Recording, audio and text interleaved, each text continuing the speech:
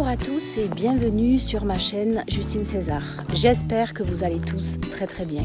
Alors aujourd'hui, je vous fais une vidéo avec mes petits-enfants. Et oui, je suis mamie de 6 petits-enfants et cette semaine, j'ai les 2 petits de ma fille Manon que vous avez vus. Et nous avons décidé d'aller à la ferme tout près de chez moi, à Mézerville, qui se trouve non loin de Castelnaudary, où il y a des chèvres et la petite boutique s'appelle Mohair du Pastel. Alors cette boutique propose des pelotes de laine colorées, non colorées, avec des pulls de toutes sortes de vêtements faits avec la laine de ces chèvres que nous allons visiter. Il y a un petit moment que je voulais voir ça, vous pouvez retrouver l'Instagram Mohair du Pastel et vous allez profiter avec moi de cette découverte parce que je suis jamais venue. Je m'arrange la frange. Je suis jamais venue dans un endroit comme ça et je suis ravie de faire ça avec mes petits-enfants et mon mari.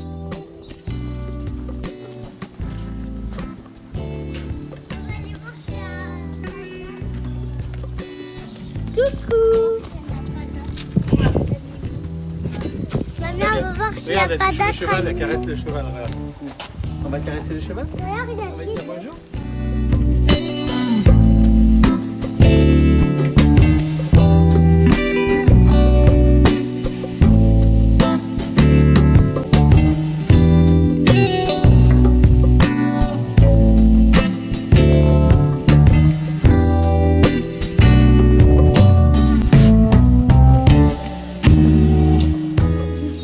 Des mamans et des bébés. Celle-là, elle a pas mis bas. C'est pour ça qu'elle est là encore. Regardez, approche, regarde. Il y a les bébés dans les box là. Regarde les bébés. Doucement, les Regarde filles. les bébés dedans. Ah, ça, c'est les premiers qui sont nés. Ils ont 10 jours. Regarde les bébés là. C'est des bébés. Tu les vois les bébés? Regarde. Ah, les bébés dedans, comme ils sont mignons. Là, les bébés, ils sont petits. Oh, ils sont tout petits. Regarde, tu en prends une, regarde. Ceux-là, ils sont grands, ils Regardez. ont déjà 10 jours. Regarde ça. Regardez. Vous voulez les caresser? Tu veux caresser? C'est tout doux, hein, regarde. Viens. Regarde. Viens voir, ils sont tout doux, c'est très gentil. Vas-y, viens voir. Ah ouais, regarde, tout doucement. C'est bien. Doucement, Liana. Regarde comme ils sont doux, t'as vu? Ils ont plein de laine moelle.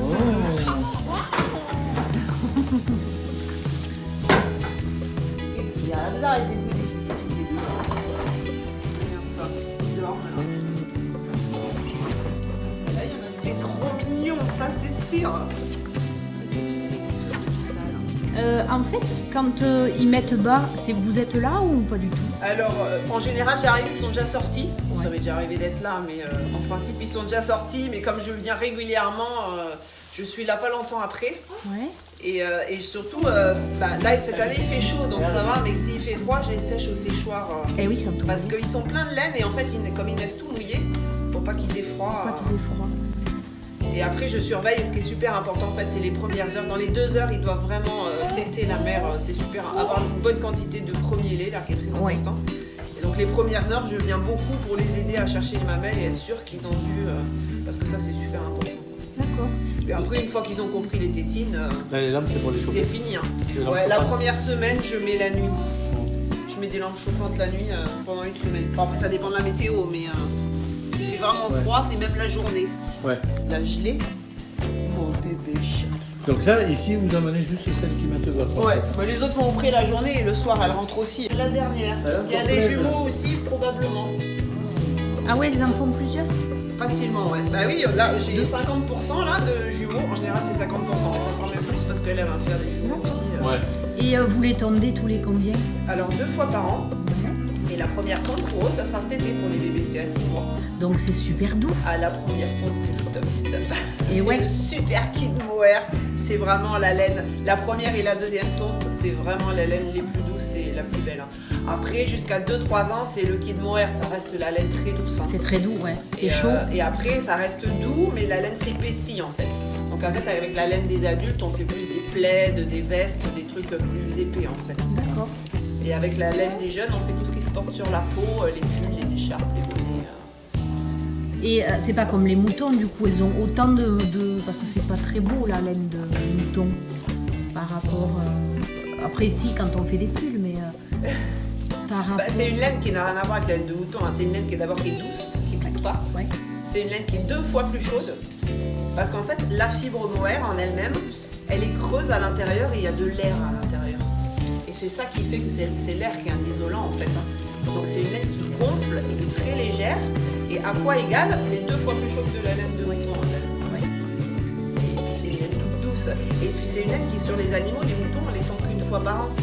Le mohair, ça pousse très vite. On est obligé de tondre 2 fois par an parce que ça pousse de presque 1 millimètre par jour. Donc au bout de 6 mois, elles ont 15 cm, elles ressemblent à des brebis d'ailleurs au bout de 6 mois. Là, elles ressemblent à des chèvres, elles ont eu la tonte le 20 janvier. Mais après, elles ont ça d'épaisseur de laine. Donc on est obligé pour leur bien-être de l'enlever 2 fois par an. Parce qu'elles en ont ras-le-bol. À la fin, au bout de 6 mois, elles en peuvent plus. Elles ont chaud.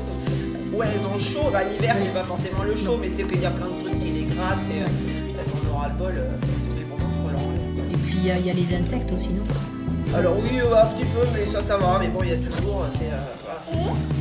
En 6 mois, il y a des cochonneries qui se mettent dedans et qui les embêtent. Donc je prends soin de mes chèvres. Il faut savoir que plus elles sont bien et plus elles sont heureuses et plus elles vont faire de la belle laine. Donc ça, c'est super important. Et après, donc je les tonds, je trie la laine parce qu'il y a plein de catégories différentes en fonction de la finesse, l'épaisseur, etc. J'enlève à la main tous les déchets végétaux et après ma laine part à la filature. En fait, je fais partie d'un groupement d'éleveurs. On est plusieurs éleveurs. On est à peu près 150 en France et on est regroupés tous ensemble pour transformer notre laine ensemble. Et donc j'amène ma laine et mes catégories de laine. Et là, ça part à la filature. Et moi, je récupère mon fil en pelote en fait. Je récupère mon fil en pelote. Donc après, soit je vends mes pelotes directement, soit je tricote un peu, tout ce que je peux, mais ça prend du temps. J'ai aussi toute une bande de dames du coin, souvent à la retraite, qui tricotent pour moi, qui tricotent chez elles à la main les pulls. Un pull, c'est 50 heures de tricot. Donc elles sont contentes, ça leur fait un complément de retraite, elles bossent chez elles et moi, elles ne font plus tricoter à la main. Et après, j'ai une partie que je fais tisser dans le Tarn aussi à Mazamet. Je fais du tissage, des plaids, des étoiles, des écharpes. Enfin, on peut imaginer, c'est ça qui est sympa, c'est qu'on peut imaginer toujours plein de choses, plein de nouvelles choses, plein de nouveaux modèles. Là, je vais me mettre à la machine à tricoter parce que j'ai envie de faire des choses moi-même aussi. Et là, c'est un peu comme lui, c'est votre laine que vous récupérez? Ouais. Ouais, c'est comme lui. Oui, c'est ça, c'est comme on va dans le moulin, après 500 d'huile ou quoi, et on récupère. Vous récupérez votre laine à vous? Oui. Alors vous la récupérez colorée ou pas? Oui. Et oui, parce que ça se fait entre le lavage et le fil, c'est quand elle est en écheveau, c'est là qu'on fait la teinture, donc en fait c'est obligé de le faire à la filature. D'accord, oui, j'ai vu ça sur Instagram, moi je suis parce que... Oui, c'est vrai. Mais même les modèles et tout, c'est très sympa. Parce qu'on sait que c'est très doux déjà, c'est chaud. Oui, après c'est toujours des choses très simples. Et puis ça pique parce que pas. La laine, la laine elle est belle à elle toute seule, donc il n'y a pas besoin de faire des choses très élaborées pour avoir des jolies choses. Et après, c'est le côté sympa aussi, c'est tout ce côté-là, parce qu'il y a toute la partie élevage, il y a toute la partie vente, toute la partie nouveaux modèles, nouvelles couleurs. Comme métier, c'est hyper varié. C'est vrai. Elles font du lait? Alors, elles font du lait, mais pour leur bébé. Pour leur bébé, mais après? Non, après, les bébés restent. Moi, je ne sèvre pas. D'accord, donc vous n'avez pas le lait de chèvre après à utiliser? Non, il n'y a plus, parce qu'à partir de 6-7 mois, elles les poussent naturellement et ça se fait naturellement. Il n'y a plus de lait, c'est pas des chèvres pour le C'est lait. pas fait pour ça. Elles ont très peu de lait, c'est pas du tout des bonnes laitières. Elles sont sélectionnées pour la laine. On met à la reproduction celle pour la plus belle laine. Je choisis un bouc qui a une belle laine parce que le but c'est génération après génération d'améliorer la qualité de ma laine. Mais elles sont pas sélectionnées pour le lait. Donc déjà quand elles en ont deux, voilà, c'est pile poil. Ça peut être un peu juste même. Donc c'est des chèvres qu'on appelle comment? Alors c'est des chèvres Angora. Angora. Qui font la laine mohair. À ne pas confondre avec le lapin lapin Angora. Qui fait la laine Angora. Parce que des fois on me demande est-ce que vous avez de la laine Angora. Alors mais non. C'est pas des lapins. J'ai de la laine mohair. On devrait mieux les appeler les chèvres mohair d'ailleurs. Parce que le pull en laine Angora de lapin, ça vole les poils de partout là. Je me souviens que j'en avais un, c'était là dans les yeux. Je connais pas bien. Mais les lapins Angora, c'est pas le même système parce que on les épile les animaux. Donc il y en a plus beaucoup en France parce qu'il y a eu beaucoup de polémiques parce que des éleveurs qui ils attendent pas que ça tombe naturellement, ils forcent un peu le truc et c'est pas très sympathique pour les animaux. Là c'est de la tonte, ça leur fait absolument pas mal, c'est même une joie pour elles qu'on leur enlève tout ça. Et voilà, c'est des animaux. Alors ce qui est sympa aussi, c'est que c'est quand même un élevage, on ne passe jamais par la case abattoir. Moi, tous les animaux, ils ont un prénom. Je garde les mâles et les femelles et je les garde toute leur vie. Tout le monde naît ici, ils meurent ici. Vous les mangez pas. On reste là, on les vend pas, on les mange pas, rien du tout. Donc parce qu'ils produisent de la laine toute leur vie. Donc ça c'est le côté sympa aussi. Mais oui. Ouais. Et puis on peut arriver à en vivre avec un petit troupeau. On n'est pas obligé d'avoir 300 brebis pour en vivre. Moi j'en ai 35 là maintenant. J'augmente encore un peu, je vais aller jusqu'à 40, 45 je pense. Mais c'est suffisant, donc ça permet de s'en occuper aussi bien quoi. Ça fait partie de la famille, hein. Ma chambre elle est à côté, dès qu'il y a un truc je l'entends.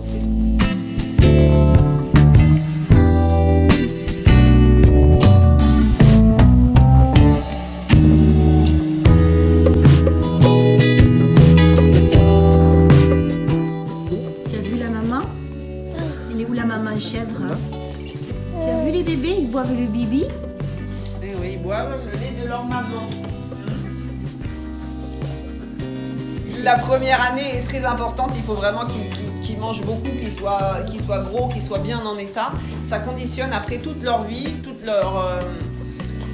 le fait qu'ils ne soient pas malades pendant toute leur vie et la production de la laine aussi. Enfin, leur bonne santé de toute leur vie. Voilà, la première année, quand la croissance, c'est super important.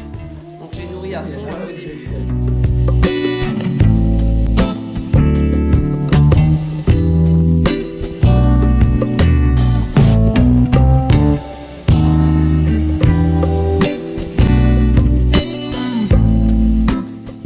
Pas là, t'y es pas, t'es trop loin là. Je vais essayer de téter. Ah, parce qu'elle a une mamelle ou elle a une mamite et la mamelle est très grosse et ils ont du mal à la choper pour le moment, ça va venir mais là. Voilà, tu l'as là. Voilà.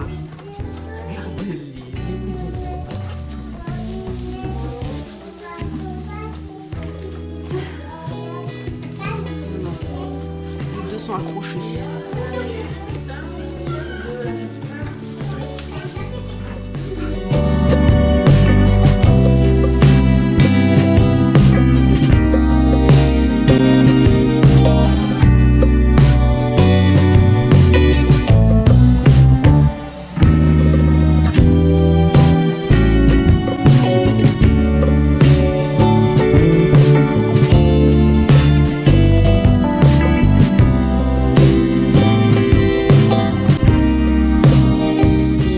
Vous avez aimé ces belles images parce que je me suis régalée. Elle nous a appris plein de choses.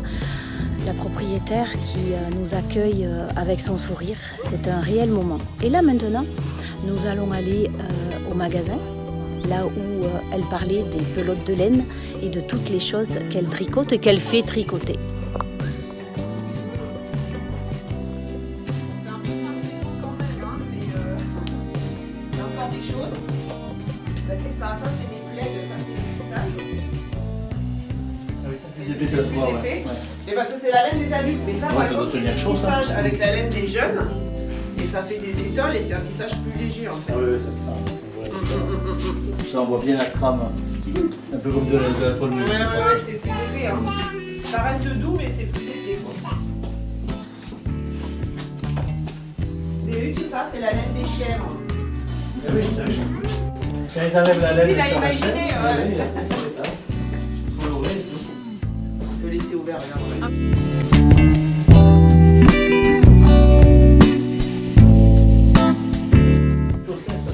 Même les chaussettes, oui, ça je fais faire aussi dans le Tarn. Ça doit Et être ça voilà, ça c'est la laine, c'est le pur mohair de chevreau, ça c'est la couleur naturelle, j'ai vu la douceur. Et puis c'est léger. C'est hyper léger. Ouais, parce que maintenant il y a des pulls.